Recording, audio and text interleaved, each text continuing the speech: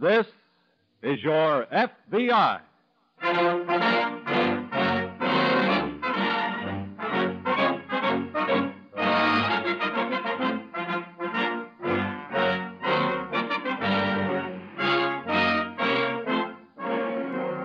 This is your FBI, an official broadcast from the files of the Federal Bureau of Investigation, presented as a public service by the Equitable Life Assurance Society of the United States. To your FBI, you look for national security, and to the Equitable Society for financial security. These two great institutions are dedicated to the protection of you, your home, and your country.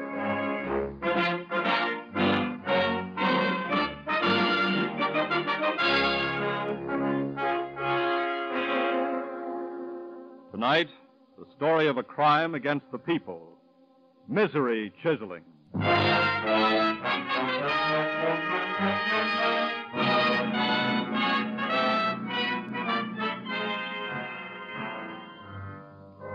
Crawling on one of the lower rungs of the criminal scale is the breed known as the misery chiseler. Defined in dignified terms, he is one who preys on the misfortunes of another for profit. In language more becoming him, he is a parasite who exists on human sorrow, heartache, and misery. The war, with its backwash of heartaches here at home, has given the misery chiseler a rich field in which to work. Through the cooperation of the victims, however, the FBI has already bagged scores of these despicable criminals and is continuously warring against them. But a misery chiseler is not too easily caught, because he has robbed his victim and disappeared before the victim realizes or even suspects that he or she has been robbed. The story of tonight's case begins in San Francisco, in the modest little home of Mrs. Henry Miller, a widow, whose son was reported missing in action some time ago. But just now, from a man introducing himself as Colonel Addison Bramley of British Army Intelligence, Mrs. Miller has heard good news. You don't know how I've prayed, Colonel Bramley, that this might be true. I understand. That my son was alive, even though a prisoner of the Japanese.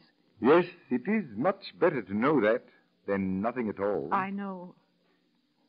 Well, I fear, madam, I must be dashing along now. Oh, must you leave right away, Colonel Bramley? Yes, I must. I have so little time, sorry to say. Oh. I'm en route to Washington on a special mission in connection with the work of the underground in Indochina, you see. Oh, of course. Well, you'll never know how deeply grateful I am to you. Not at all, madam. One is never too busy to perform an errand of mercy. Let us both rather be grateful to your good pastor, Reverend Morley, for bringing us together. Oh, he's been so kind trying to get some news for me. It was just luck, you know. Really? Somewhere en route from Burma, I mislaid the slip of paper with your son's name. But thank heavens I did recall that you're both members of the Hillside Church here. So I made him... Bramley. Yes? I hate to bother you, but could you get a letter to my son through the underground? I believe so, yes. I'd be so grateful. I have a suggestion. Yes? With a little money, Mrs. Miller, your son could purchase special favors and comforts from the Japanese guards. They're very susceptible to petty bribery. Could you get that to him, too? Well, we have managed from time to time to transmit sums of money from parents to their sons. Oh, that'd be wonderful. I haven't much, but, well, I have $500 in my savings account. Could you get that to my son? Certainly. And I can assure you, madam, that such a sum would improve your boy's circumstances immeasurably. Then I'll go to the bank the first thing in the morning. Oh, but that'd be too late for you. No, not at all. My plane for Washington doesn't leave until 11 a.m. I could meet you in the lobby of my hotel just before going to the airfield. Oh, thank you, Colonel Bramley. My dear madam, it's been a pleasure.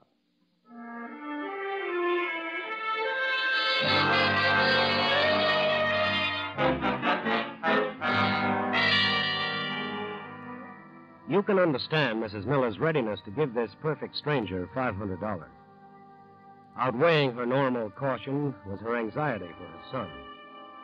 And Colonel Bramley's so-called, his important bearing and credible story, and the fact that he had contacted her through her pastor, these things were enough to allay any suspicion.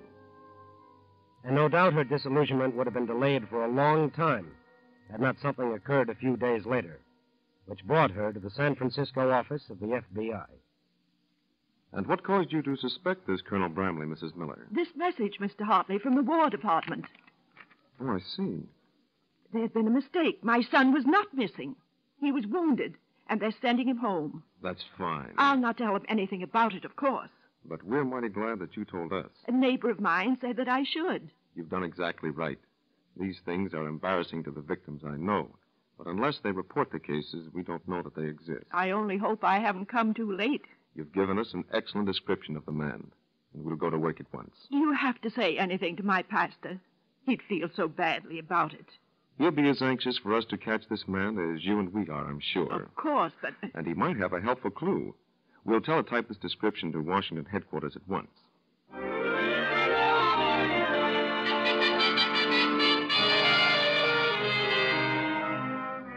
During the next few hours, every hotel, every airline, railroad, and bus ticket office in San Francisco was checked by FBI agents.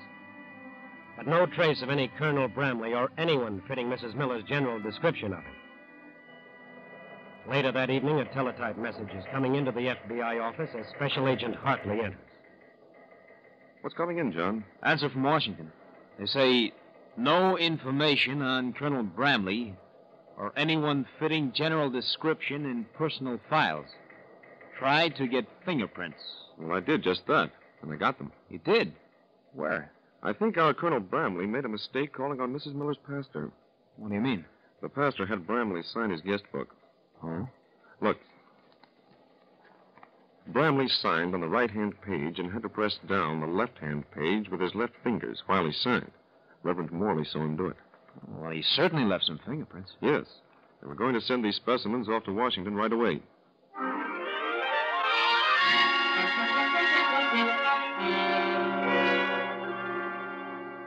Ironically enough, while his fingerprints and handwriting are speeding across the continent, Colonel Bramley, a few hundred miles away in Salt Lake City, is just complimenting his young hostess on an excellent dinner.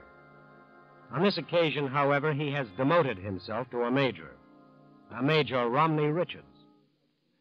My dear madam, that was a most delightful meal. Well, it was very simple, really, Major Richards. Oh, come now. I haven't dined so well in quite a spell. A bit of rhyme, what? And pure flattery. And you know it. Oh, nonsense. I'm quite shamelessly a philogastric, an ardent Epicurean, and I declare I envy your good husband such an excellent cook. Well, Major, this was all too little in return for what you're going to do for him. I must repeat, nonsense. I don't know how I can ever thank you enough for either of us. Just thank your good pastor, my dear, for bringing us together. And you may rest assured that through my agents in Russia, working with the Manchurian underground, the money will reach and bring relief to your dear husband.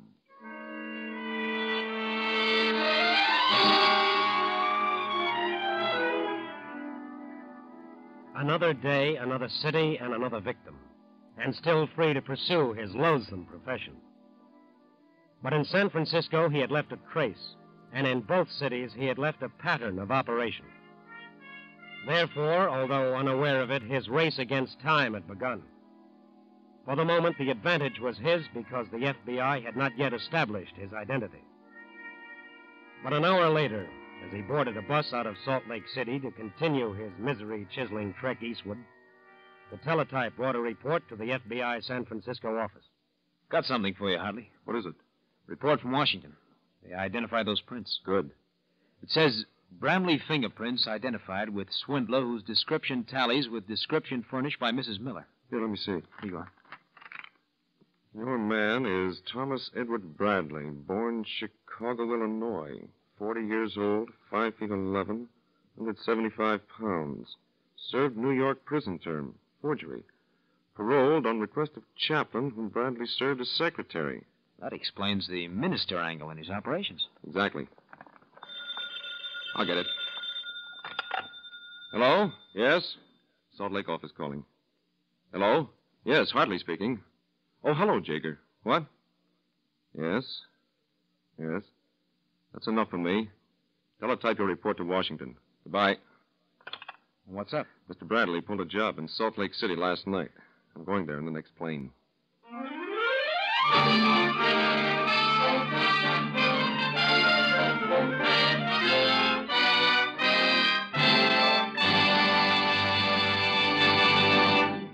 We momentarily close the Federal Bureau of Investigation file on Thomas Bradley, Misery Chiseler.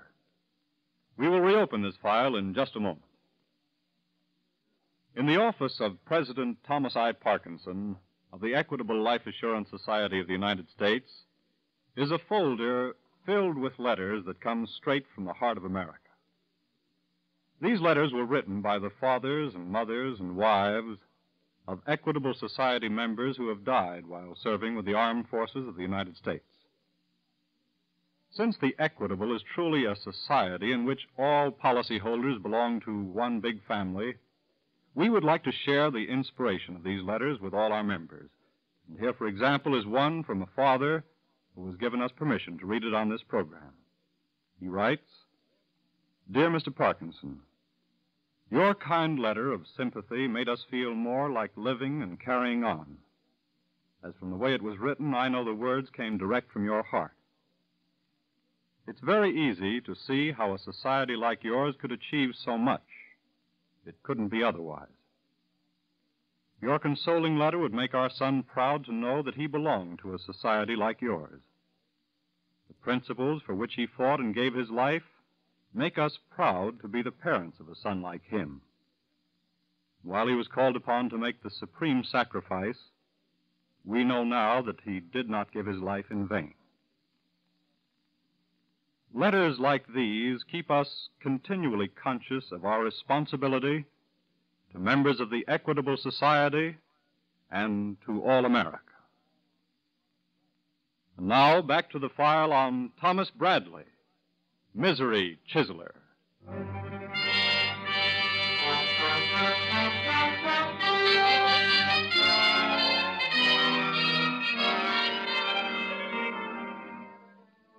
Unfortunately, a misery chiseler nearly always leaves a large number of victims in his wake.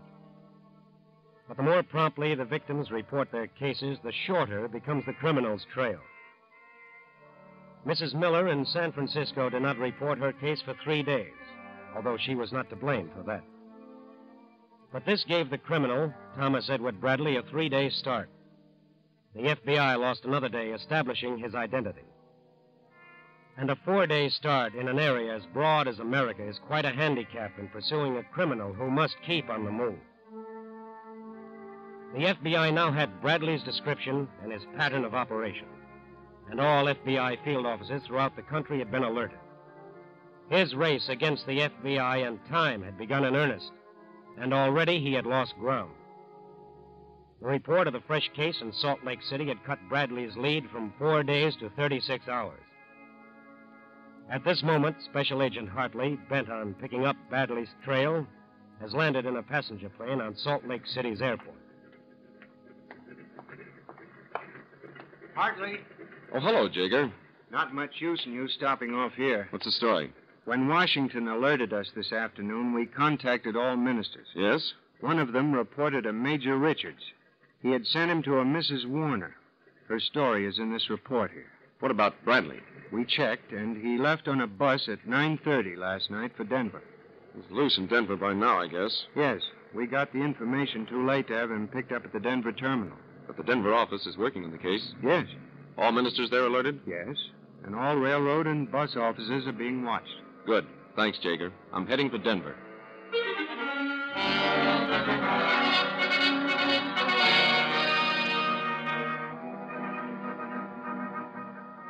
Special Agent Hartley arrived in Denver about 4 a.m. The FBI agents there had uncovered no trace of Bradley. But he had to be somewhere in the city. Hotels and rooming houses were checked. No Bradley. And by that afternoon, no minister had reported any contact with him. But Bradley was at work that afternoon, just the same. What a glorious drive this is, Mrs. Curtis. I never tire of it, Colonel Ashley. I dare say you couldn't. If it weren't for this beastly war and the work I must do, I should love to tarry in the midst of this scenic splendor for a season myself. You must come back someday. You may be sure I shall. But for now, I'm afraid we must be turning back toward the city. Oh. Colonel Ashley, Yes. how soon will the money reach my son? The underground in occupied China is doing a splendid job, Mrs. Curtis. Your son should receive the money within a fortnight.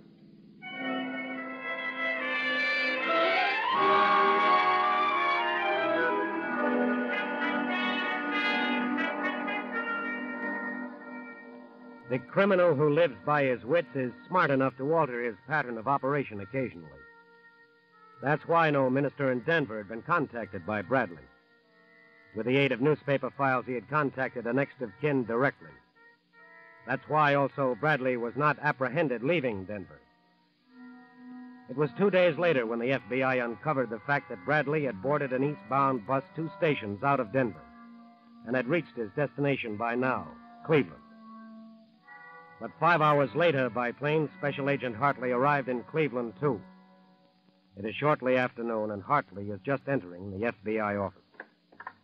Hello, Phil. Oh, come in, Hartley.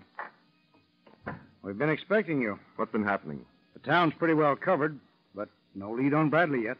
You read his report? Yes. I hope he goes back to the minister pattern here. The ministers have all been alerted, but no report from any yet. How about the newspaper list of next of kin for the boys missing in action? 3 men are working on it, but Bradley may go to work before all next of kin are alerted. Yes. You figure he worked that way in Denver? Well, he didn't contact any ministers, and the newspaper files are open to anybody. So Bradley went down the list of missing in action, picked out a victim, and went to work. I'm sure of it. Well, we've covered everything. We'll just have to wait for developments. Yes, but I sure hope they develop, and fast.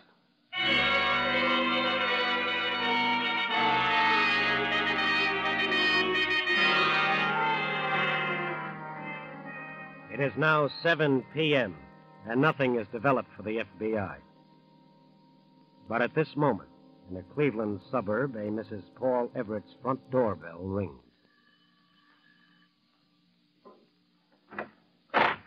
Mrs. Everett, Yes? I'm Major Radcliffe, British Army Intelligence. Oh, yes. Reverend Matthews' housekeeper phoned that you were coming over. Well, won't you come in? Thank you. Thank you. Mrs. Everett, I have news for you. Oh? About your husband. About Paul. Your but he- husband, Mrs. Everett, is alive. Oh. And I've come to ask you if there is any...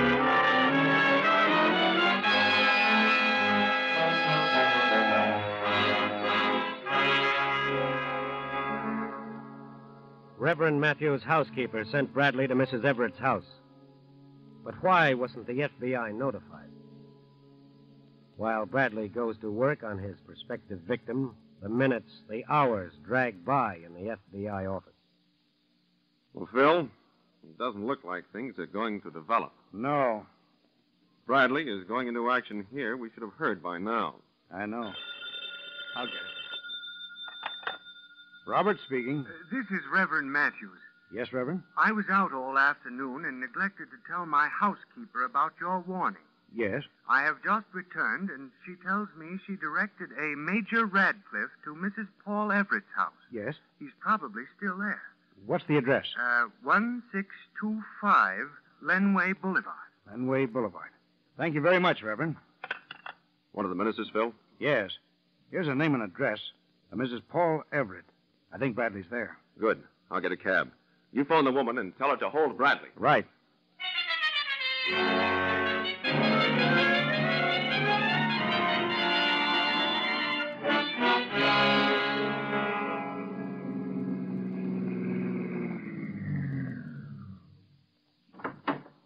Wait for me, driver. Right.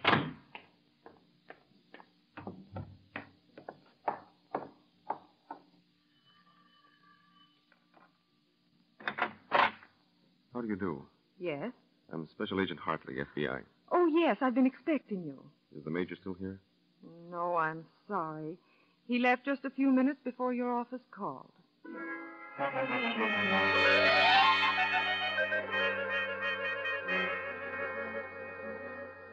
Another miss, but this time by a margin of only a few minutes.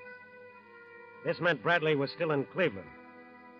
If he tried to register at a hotel or a trenchant rooming house, clerks were keeping a sharp lookout for a man of his description with a British accent.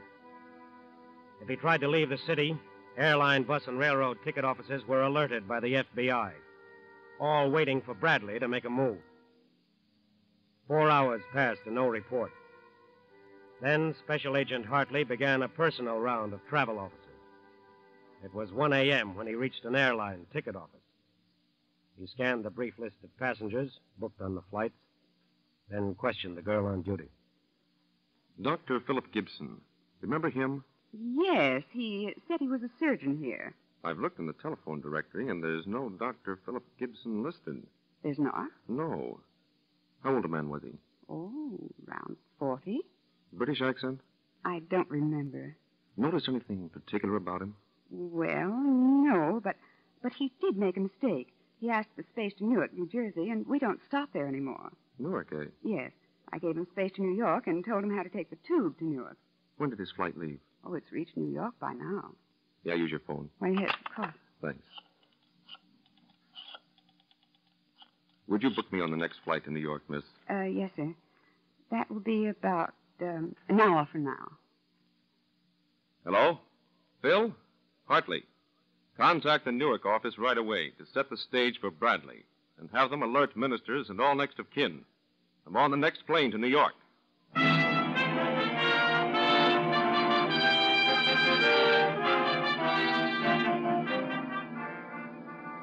Hartley arrived at the Newark office of the FBI about 6 a.m.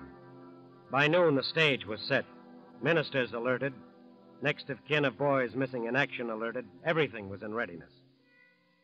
The afternoon hours dragged by. Nothing happened. 6 o'clock. Maybe there was a Dr. Philip Gibson after all.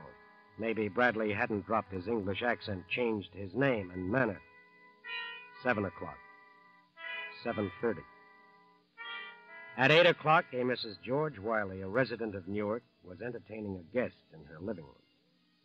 Some more tea, Colonel Barton? No, thank you. It was delicious, but I can't name the blend for the life of me. Oh, gracious, I wouldn't know either. To me, tea is tea, except in the Chinese restaurant. A jolly good quip, that. Well, Mrs. Wiley, I'm afraid I really must be dashing off. You'll be late for your dinner engagement. But it's been such a pleasure talking with you. Thank you. And I find it difficult to leave your charming company, but I have urgent matters to take care of in New York this evening. Of course. And you may rest assured that as soon as I've cashed your check, the money will be on its way to your brother. The Korean underground has not failed yet. I can't thank you enough, Colonel. Just thank Providence for making it possible for me to be of service to you. Good night, Mrs. Wiley. Good night, Colonel.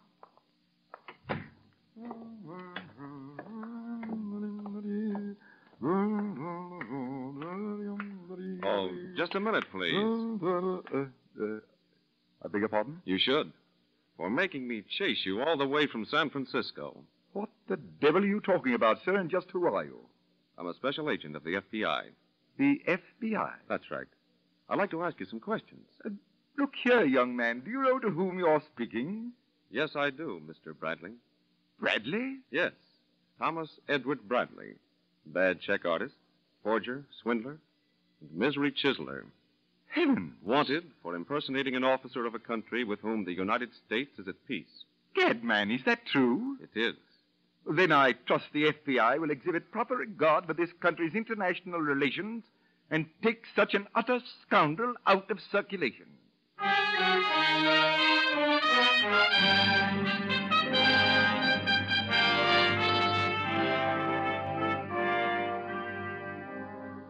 And so, thanks to the cooperation of the citizens on whom he preyed, the FBI was able to chalk up another victory in its war on the misery chiselers. Bradley's final capture was made possible in this case when Mrs. George Wiley, who had been alerted, took long enough at making a pot of tea to also telephone the FBI. Scores of Bradley's kind have been arrested, but not all. Their arrest depends on your help. And you can make their miserable racket unprofitable by dealing only through government agencies. and through reputable public service organizations in seeking information concerning loved ones in the service reported missing. Also, by checking first with the FBI before dealing with any individual professing to have special knowledge about the missing person. Remember, the FBI belongs to you. It operates for your protection.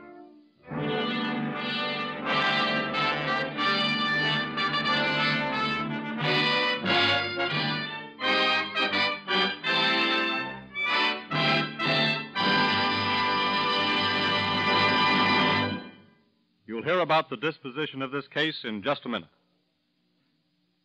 Do you know what would happen if every single piece of farm machinery in America wore out tomorrow? Well, among other things, it would mean that war production would come to a dead stop. People now living in cities would have to hurry back to the farm. Actually, to get in the wheat crop alone without the aid of mechanical equipment would require the services of every able-bodied person in America, plus millions of foreign workers. So will you join the Equitable Society in a salute to an indispensable industry, a salute to the men and women who manufacture and the dealers who service farm equipment, who have built the huge backlog of tractors, binders, and combines that have sowed and harvested our record wartime crops? For many years, funds of the Equitable Life Assurance Society of the United States have been invested in this industry, which has done an incredible job of war production and at the same time has manufactured the parts necessary to keep farm equipment from wearing out.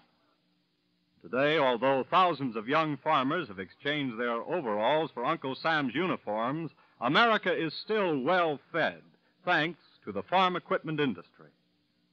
In wartime, Equitable Society dollars are fighting dollars, and at all times, they are security dollars.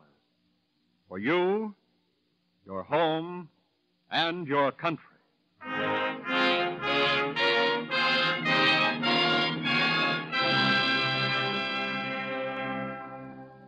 Thomas Bradley, charged with impersonating an accredited official of a country with which the United States is at peace, was sentenced to a long term in a federal penitentiary.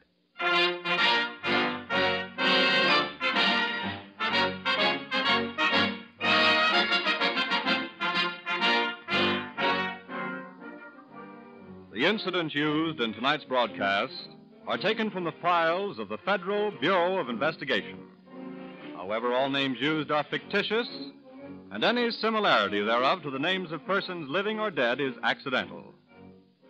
Programs in this series of particular interest to servicemen and women are broadcast overseas through the worldwide facilities of the Armed Forces Radio Service. Tonight, the music was under the direction of Van Cleve, the author was Frank Ferries, and your narrator was Frank Lovejoy. This Is Your FBI is a Jerry Devine production. And now this is Carl Frank speaking for the Equitable Life Assurance Society of the United States and inviting you to tune in again next week at this same time for This Is Your FBI.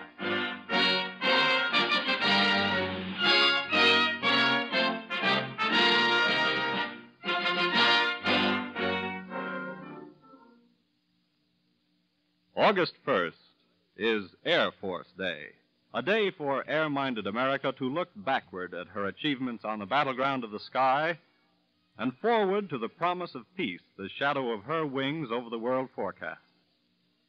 On August 1st, your Army Air Forces will have completed their 38th year of pioneer service in the taming of a new frontier. Sword for victory and shield for peace, your Army Air Forces rule the sky. Salute them on August 1st, Air Force Day. This is the American Broadcasting Company. This is your FBI.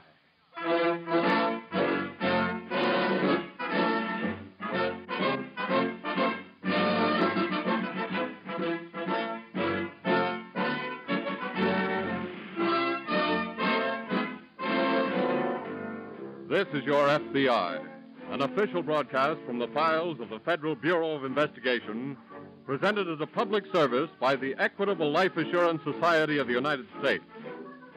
To your FBI, you look for national security, and to the Equitable Society for financial security. These two great institutions are dedicated to the protection of you, your home, and your country.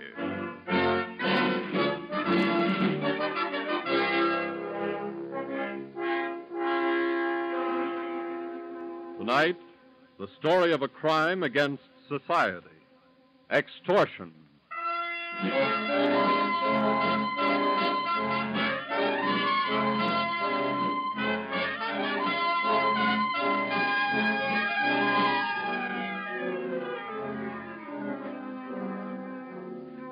Adolf Hitler was the world's best-known extortionist. His victims were the countries of Europe to whom he said, "Join the Axis or die." Here in the United States, the merchants of misery who practice extortion do not meet with any more success than Hitler did, and their failure can be attributed in a large measure to the FBI. Extortion used to be a very profitable racket, but the number of cases that crop up each year is diminishing. Every once in a while, though, there comes along a ring of white-collar hoodlums who think they can commit the perfect crime, who think that extortion is the easy way to make a living. Two men and a young girl recently hatched an extortion plot in a small Midwestern city. The plot was formulated, the victim was chosen. All that remained was when and how to strike. Well, Joe, maybe yes, maybe no. Maybe yes, maybe no. Maybe yes, maybe Shut no. up, Anna. Look, you can't keep stalling forever. Either you're going to do it or you're not. Honey, I've been in this game a long time. It isn't as easy as all that. You can't just send them a letter and expect 20 grand to come back by return mail. I think we should ask for more. Carl, I got some news for you. This guy isn't the treasurer of the United States. Well, let's get started. So far, we've done nothing but talk. That's right. Why don't we go into action? Because this is the way it's done. Yeah. That's how our sucker got all his dough, and that's how we're going to take it away from him. Sounds like another stall to me. Now, listen. Tonight, we're going to send him 2 letters. One to his house and one to his office. Mm-hmm. Also, we're going to call him up. Hey, you want me to write the letters, Joe? Yeah. Here's a copy. Type them out on that plain paper I got in the 5 and 10. And don't handle them. Don't leave any prints on them. It's as good as signing your name. Yeah, okay. And spell everything right. Check it with a dictionary. You want to call him now? What time is it? 11:15. That's just about the time he goes to bed. Well, that's interesting. There's a reason. You know, in this business, there's a reason for everything. Yeah. Look up his number. Okay. Tonight, I want to give him something to think about. He's been sleeping too good lately. I wonder what kind of a guy he is. I don't know. I never met him in my life. I suppose he's like all rich guys. Lancaster 2141. Hmm? The number, Lancaster 2141. Well, don't just stand there. Dial it for me. Okay. Last to get started. Hey, Joe, how do you spell... Look it up. Here, Joe. Take the phone. Okay. Hello? Hello. Is this Mr. Martin? Yes? Mr. Martin, how would you like to donate $20,000 to me? What? Who is this? Never mind. I said I want 20 grand. Now, just a minute. Listen to me. If I don't get $20,000, Mr. Martin, I'm going to have to kill you.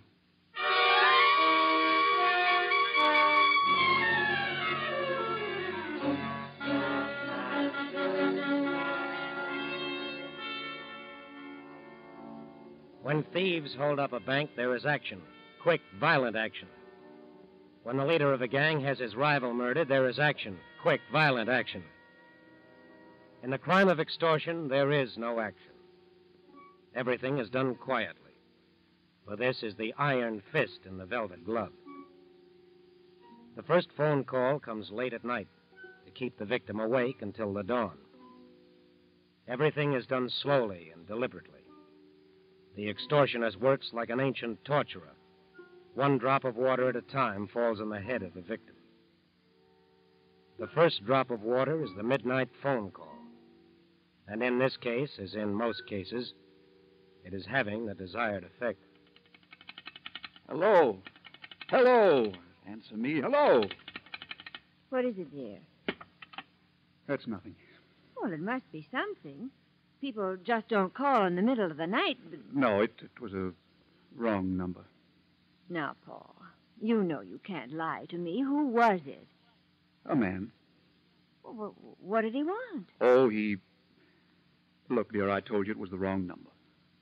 Paul, you're worried about something that man said. What was it? It was just a practical joke. Well, this is no time of night to be playing practical jokes. Kathy, please, now let's forget the whole thing. Put out the light. Paul. Please, dear, put out the light. What did the man want? You've got to tell me. Well, he asked me to donate $20,000 to him. $20,000? Yes, he threatened me. Paul. I'll call the police in the morning. Well, how did he threaten you? What did he say? Forget it for now, dear, please. Paul, I want you to call the police at once. No, wait until morning, But you dear. must realize I'm how... sure it's just some practical joke. Now, go to sleep.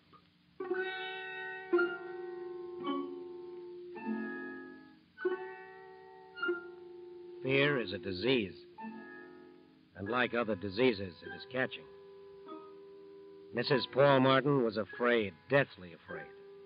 And soon she made her husband afraid.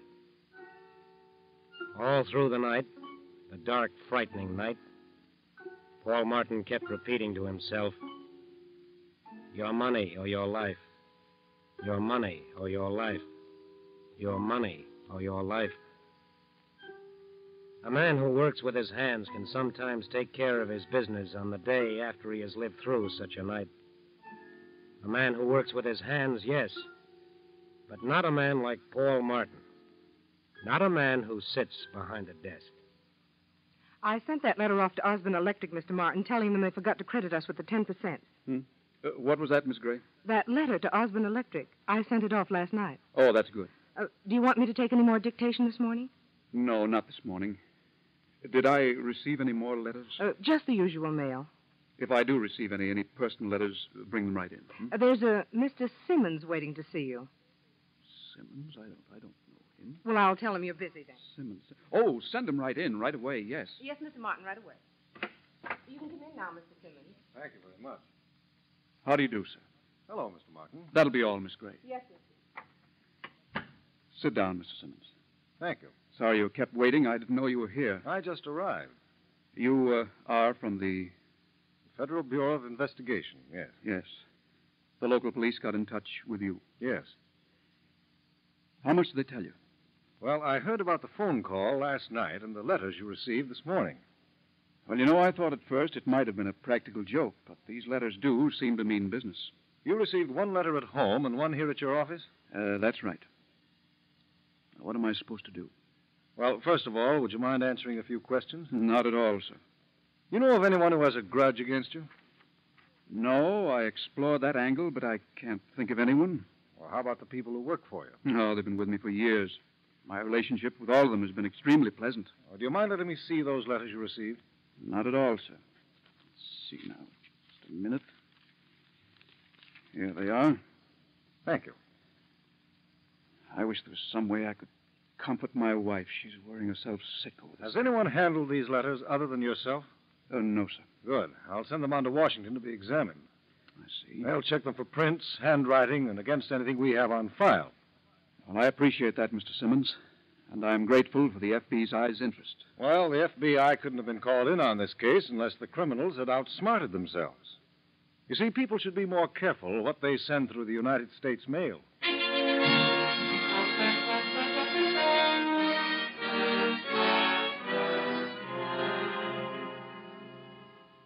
An important mistake, a very fatal mistake every extortionist makes, is imagining that he can outthink the Federal Bureau of Investigation. One man, if he is smart, can outthink another man. But no man, no matter how smart, can outthink a battery of laboratories, a building full of files, an agency for law enforcement that has branch offices in every corner of the land, an agency like the FBI that works 24 hours a day? Are there any fingerprints on the Martin letters? Do the letters check with any in the anonymous letter file? Who manufactures the paper that was used? Where is it sold? On what kind of typewriter were the letters written? When the FBI found out the answers to these questions, it went on to others, went on to pursue other clues, and to wait for the criminals to make just one mistake. Where's Joe? What do you think? Sleeping again? Uh-huh. What's he running, a shakedown or a marathon? I tried to needle him this morning. He just says we got plenty of time. We'll do plenty of time if he keeps handling it this way. Talking about me, sweetheart? Oh. You're finally up, huh? Mm-hmm. So much talk going on out here, I couldn't sleep. Remind us to talk more often. What are you beefing about? Everything's going all right? Mastermind. No, I just know my business, that's all. I'm glad you think so. Look, I told you before, Martin's got a stew for a while. That's the way I do things. You know, I can't figure whether you want the dough or you just want to torture the guy. I'm not in this for fun, Carl. I'm in it for 20 grand. That's our share. That's right. Don't forget that. Relax, will you? Joe, why don't you tell us what you're doing? You know what I'm doing. It's been 3 days since my last call. You afraid he's getting lonesome? No. Want me to get the number? No. I thought you were going to call him. On the last call, I told him to look for an ad in the paper. Oh, yeah, I forgot about that.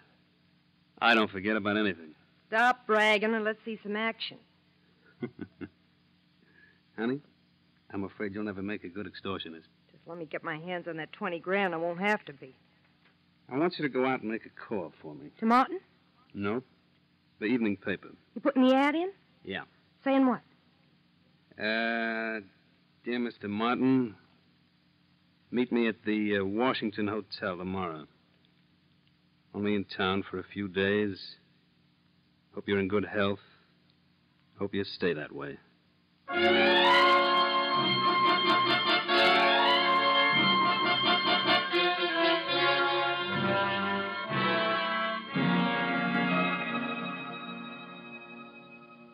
Give a man enough rope and he'll hang himself is not a saying which was originated by the FBI, but it might well have been, because patience is one of their virtues.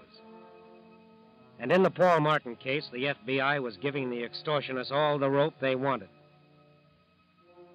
After the advertisement appeared in the paper, Paul Martin and a special agent went to the Washington Hotel. They checked in and waited for the next move. Cigarette, Mr. Martin? No, thanks. I've smoked too many now. Why don't you sit down for a while?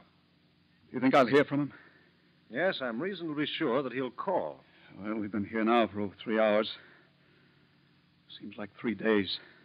3 years. Well, unfortunately, that's part of the technique. Well, I guess that's true. Please, sit down, Mr. Martin. You walked about 100 miles. I'm sorry. I know how you feel. I think I'll call my wife again. Would that be all right? Sure, go ahead. She's so upset, you know. I know. Yes? This is room 1102. Would you please... Just a moment. I have a call for you, sir. Oh. Will you take it now? Oh, just a minute.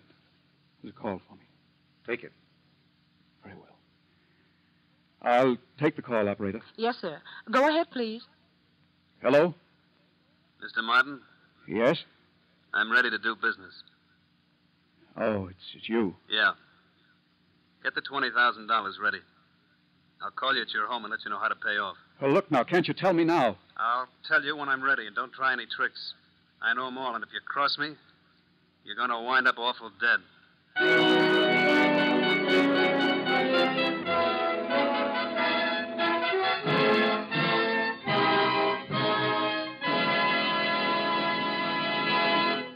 We momentarily close the Federal Bureau of Investigation file on the extortion ring.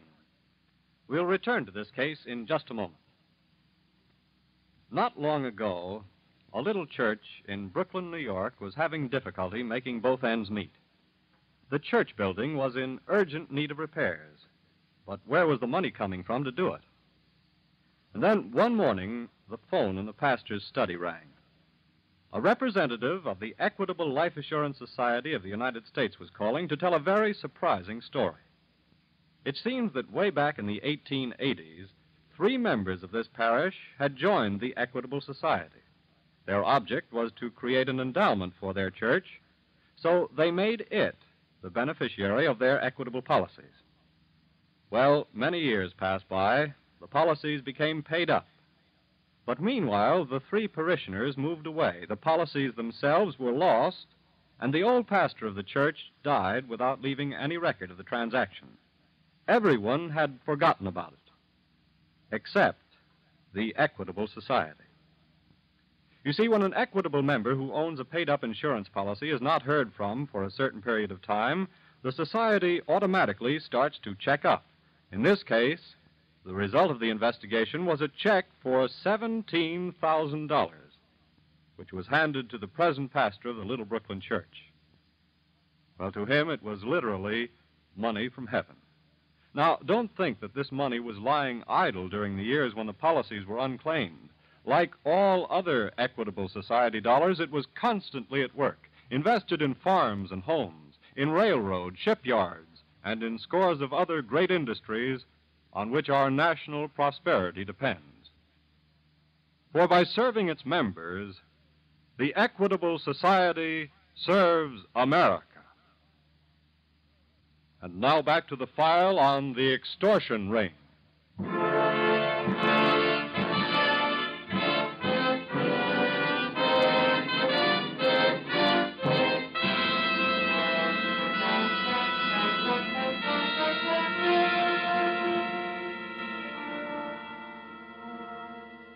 After the first phone call, the midnight phone call, the crime of extortion becomes a war of nerves. A war between the criminal and the victim.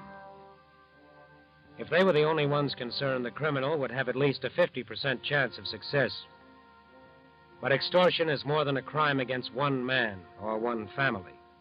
Extortion is a crime against the people. And the victim has, as his ally, every resource of the FBI. If the criminal wants to fight a war of nerves, the FBI will fight that way. So the FBI waits. Waits for that mistake every criminal makes. It's your play, Carl. How do you expect me to concentrate on this game? It's your play. Joe, how can you think about cards at a time like this? At a time like what? At a time like this? Let's make a grab for the dough and get it over with. Take it easy, will you, honey? Oh, Joe, we don't even know what you're going to do. At least you can tell us that. When the time is right. I thought we were going to grab the dough at the hotel. That place was probably crawling with cops. Maybe it wasn't. Look, I don't know whether you know this or not, but extortion is considered illegal. When are you going to tell us how you're going to get the dough? Maybe now. Well, that's real nice of you. Yeah. Get Martin on the phone. Okay. Tomorrow afternoon, I'm going to have Martin take a train for Cleveland. He's going to stand on the rear platform, and when he gets a signal, he's going to toss us the dough and keep right on going. Oh, so that's the setup, huh? That's the setup.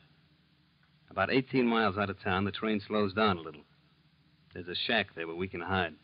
Not bad. It's perfect. Here he is, Joe. Hello? Hello, Mr. Martin. Oh, hello. Tomorrow's the day, Mr. Martin. I see. Well, what can I do? Take the 1:20 train to Cleveland. Yes? Stand on the rear platform. When you see a white flag being waved, drop the money. Well, now, would you mind repeating that, please? You heard me. Be on that train. I hope you have a pleasant trip.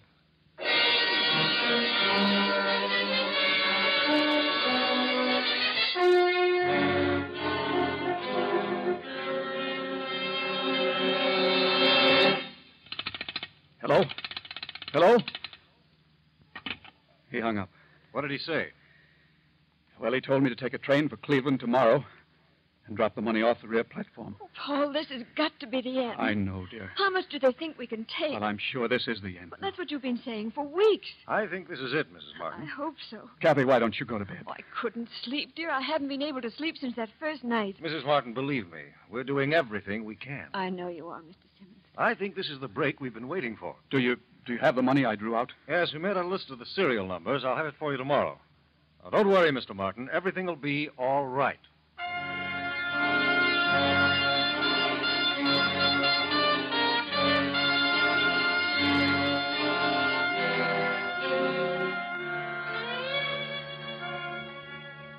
All that night, arrangements are being made.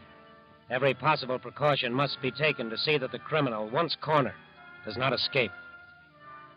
A special car is attached to the train. Paul Martin and the special agents of the FBI are the only passengers allowed in the car. Arrangements are made with the Army Air Forces. An airplane in radio communication with the FBI will follow the train. We'll keep watching for a prearranged signal. The FBI is also stationed in radio cars at strategic points along the highway, waiting for the word to close in. The FBI has built a trap, and now the trap is being loaded with bait. Paul Martin stands on the rear platform of the special car. Simmons is crouched behind a partly open door, both watching for a white flag. Can you see anything yet, Mr. Martin? Nothing yet. Keep watching. Yes, sir. Simmons to plane. Right. We'll signal you with a flag as soon as we drop the money. Right. Are you in touch with the police cars? Constantly. They haven't spotted anything either. How soon do you think it'll be before we can expect some action? Can't say. These jobs don't hold too much gas.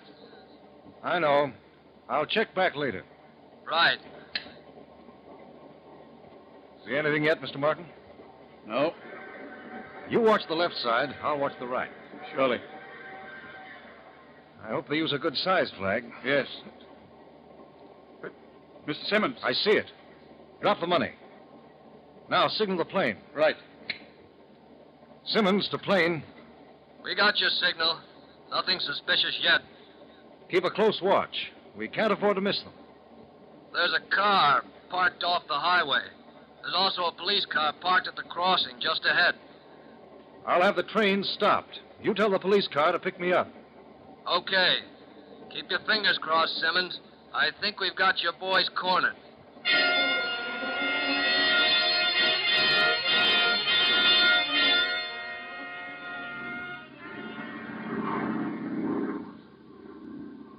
Pilot to radio car 6. Go ahead. About 4 miles down the highway, there's a car parked off the road. Go ahead. I'm down to about 1,000 feet. I can't make anybody out, but if they've picked up the money, that's the only car for miles around. Wait at the crossing. Simmons is having the train stopped. We'll wait for him.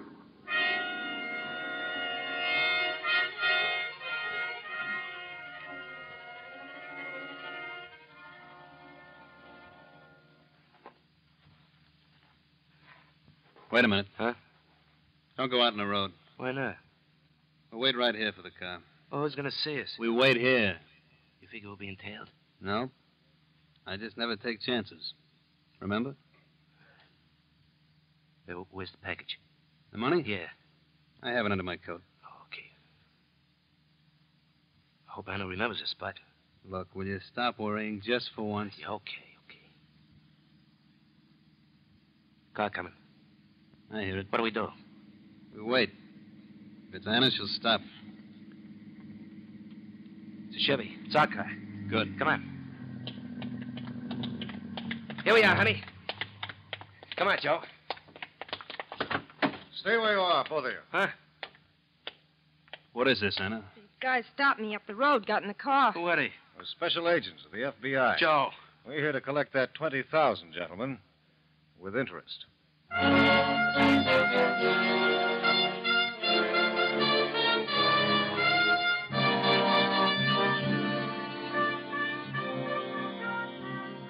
war of nerves was over, and it ended the way it had to end, the way it always ends. Extortion is a crime, and crime is an unprofitable business. Someday, some faraway day in the future, even those among us with criminal tendencies will realize that crime does not pay. When that day comes, there will be no further need for the Federal Bureau of Investigation. But until that day, the men of the FBI stand between you and crime. They stand as an unbreakable wall.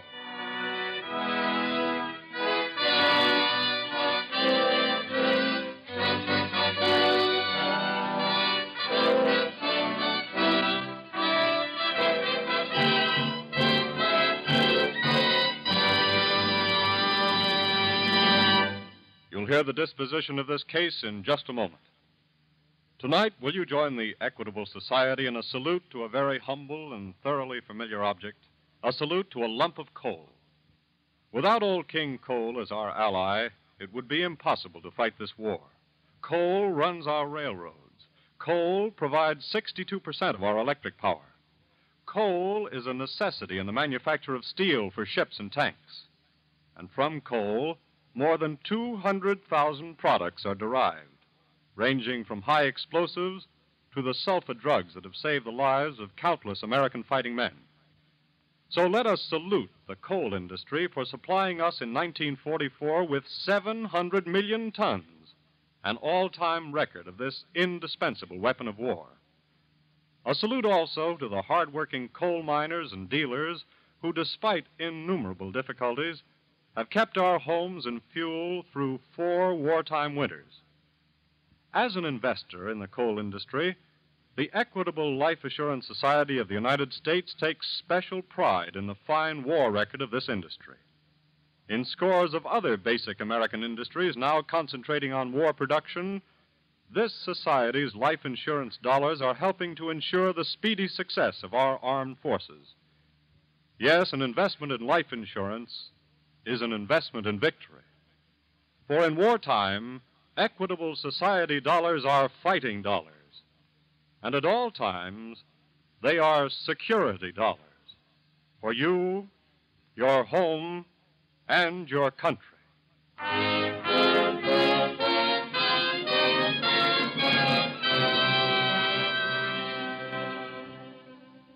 The 2 extortionists and their female accomplice were sentenced to serve 12 years in a federal penitentiary.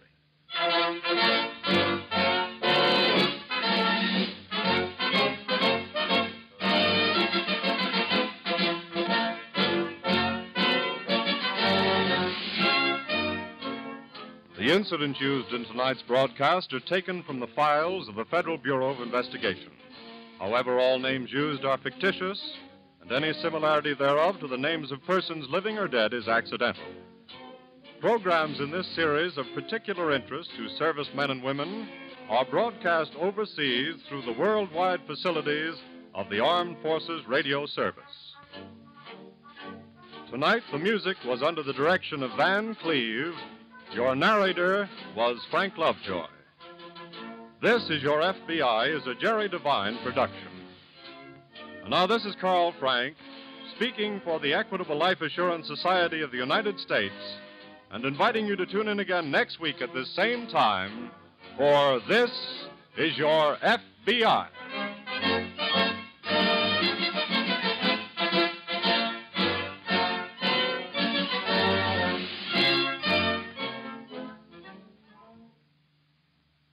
And now the Equitable Society brings you a message from the Office of War Information. In a recent message to Congress, President Truman said, and I quote, "We have no desire or intention to destroy or enslave the Japanese people. But there can be no peace in the world until the military power of Japan is destroyed with the same completeness as was the power of the European dictators. Back up our president. Stay on your war job till the job is done. Play fair by observing rationing and other wartime regulations. And keep on buying war bonds to the limit of your ability." This is the American Broadcasting Company.